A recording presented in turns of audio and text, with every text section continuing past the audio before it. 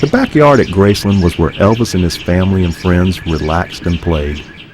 It was the scene of football games, fireworks battles, and golf cart races.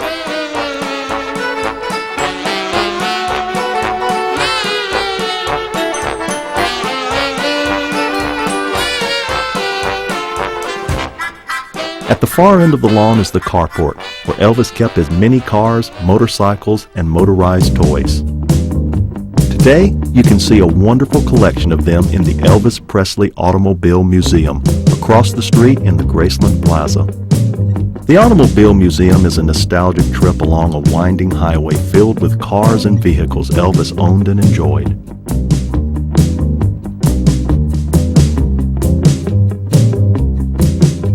Elvis was often photographed in his 1956 Continental Mark II. In the 60s, Priscilla used it to drive to school. The white 1971 Mercedes-Benz 280 SL Roadster was a gift to Priscilla from Elvis for Christmas of 1970. It was a personal favorite of hers and was sent from her home in California for permanent display here in 1989. Elvis's 1955 pink Cadillac is perhaps the most famous car in the world, a symbol of the spirit of the 1950s and of rock and roll itself. It was his mother Gladys's favorite, even though she didn't drive.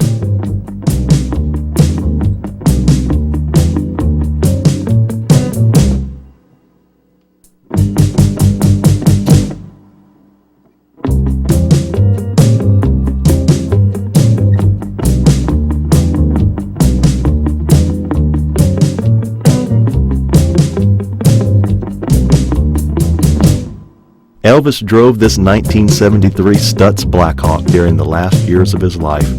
It has a red leather interior with gold-plated accents throughout.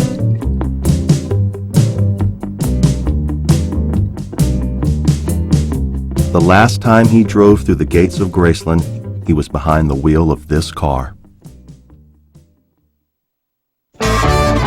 Elvis had a fleet of golf carts, go-karts, grass-converted snowmobiles, and other motorized toys. He and his buddies drove all over the grounds of Graceland, the landscaping often coming in a poor second to their races.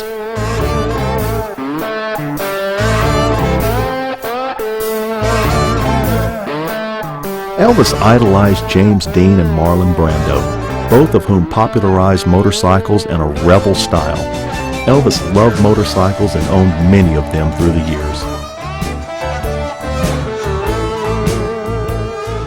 Just down the road from the motorcycles is the Highway 51 Drive-In. You can sit in authentic 57 Chevy seats and watch an Elvis movie.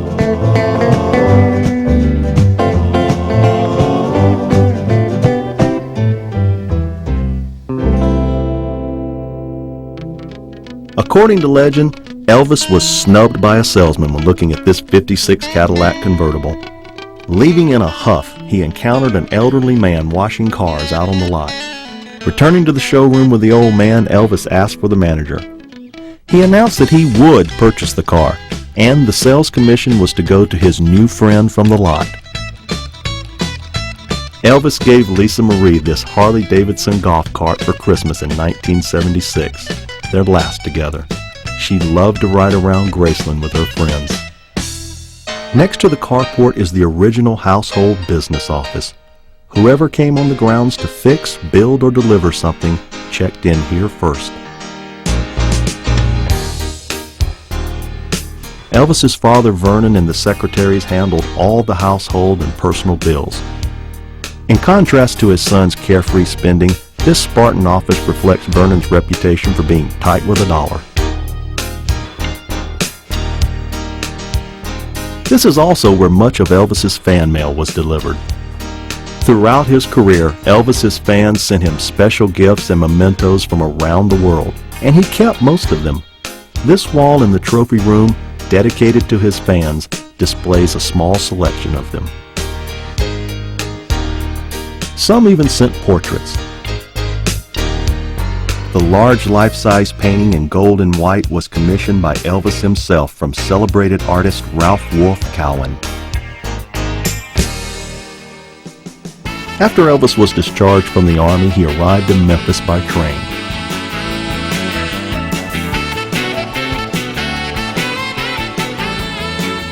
next day, March 8, 1960, he came out to this office for a press conference.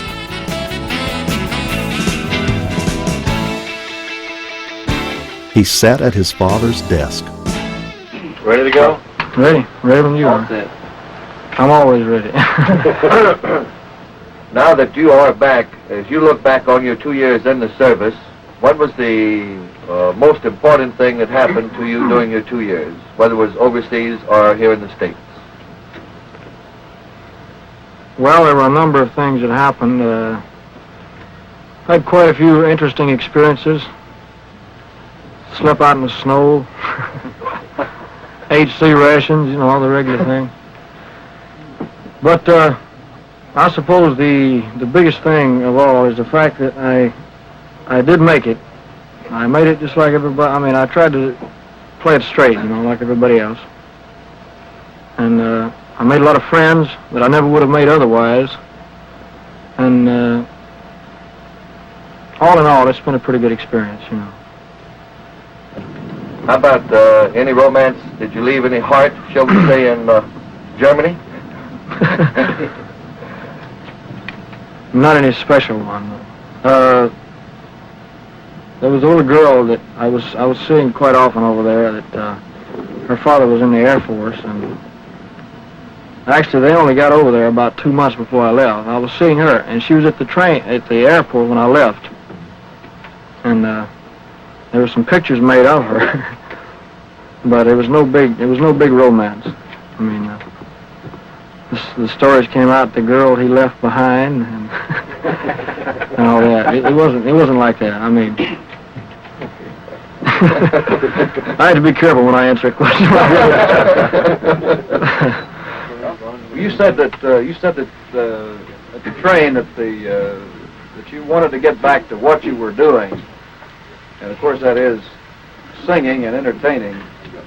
And I take it from that you really enjoy what you're doing, or what you were doing before you went into service. Oh, yes, I do. In fact, that was the hardest part of the entire military service, is being away from it. Being away from the fans. And just being away from show business altogether. That was the hardest part of all. Are you going to keep Graceland? Do you have plans of moving away from Memphis, or what? No, sir, I have no plans for leaving Memphis. And you're going to keep Graceland? I'm going to keep Graceland as long as I possibly can.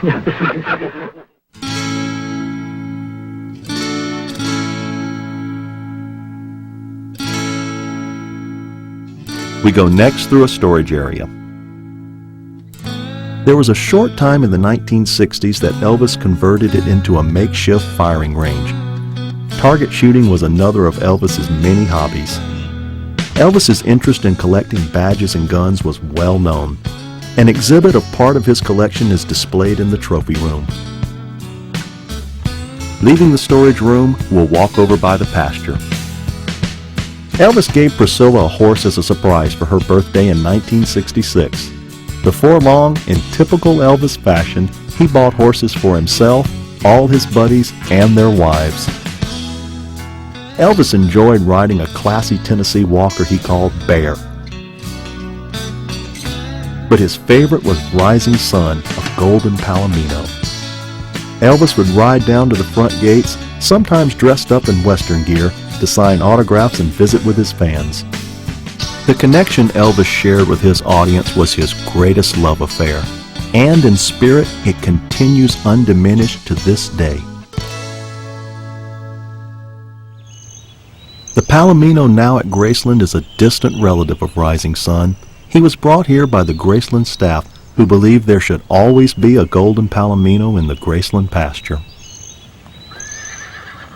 Elvis took up racquetball in 1975 and soon built his own facility at Graceland, a 2-story, 2,400 square foot structure. Downstairs and on the regular Graceland tour is a 2-level lounge where Elvis and his buddies could work out, play pinball, or comfortably watch games in progress. Racquetball provided Elvis and his friends with countless hours of enjoyment. Not seen on the public tours is the upstairs of the racquetball building. Elvis's private suite consists of a lounge, a large dressing room, and a luxurious bathroom. The bathroom features a jacuzzi whirlpool spa.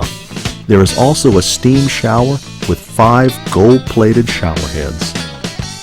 Over here are dressing room and shower facilities for Elvis's guests.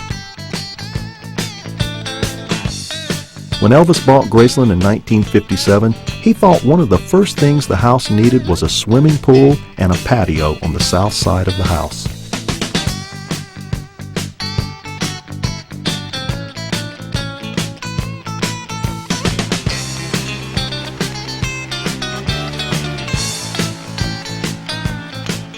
The patio by the pool was later enclosed. Elvis eventually turned this area into a trophy room and storage area for his ever-growing collection of awards and career mementos.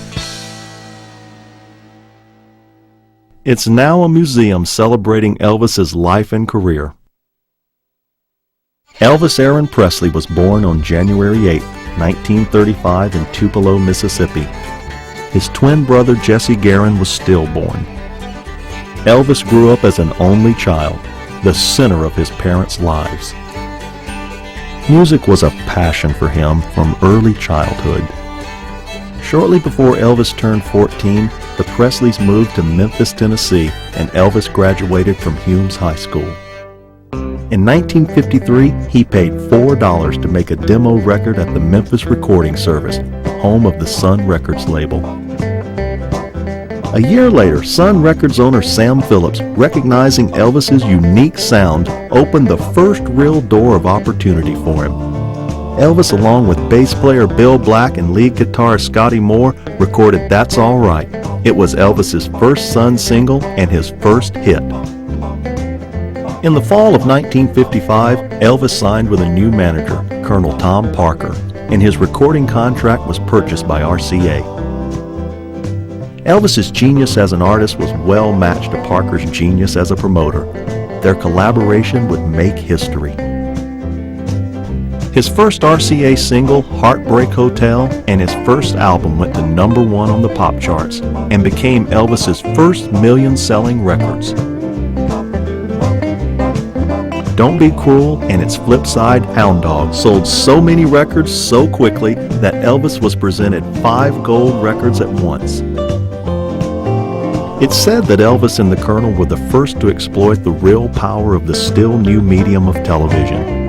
The stir Elvis was causing as he toured the country soon became a storm as he erupted into America's living rooms. 6 weeks in a row on the Dorsey Brothers stage show, 2 appearances on the Milton Berle show, 1 on Steve Allen, and then the unforgettable Ed Sullivan show appearances. A 3-appearance deal was worked out with Ed Sullivan. Elvis was paid $50,000, the highest amount ever paid to a performer on a variety show up to that time. As Elvis traveled around the country, the crowds got bigger and wilder, his popularity growing quickly and dramatically.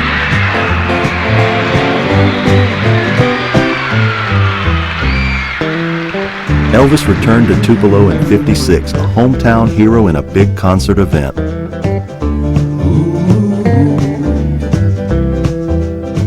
A year later, as a charity benefit, he performed in Tupelo again, wearing part of his famous gold lame suit. This suit, worn in many concerts during the next few years, came to signify both Elvis and rock and roll.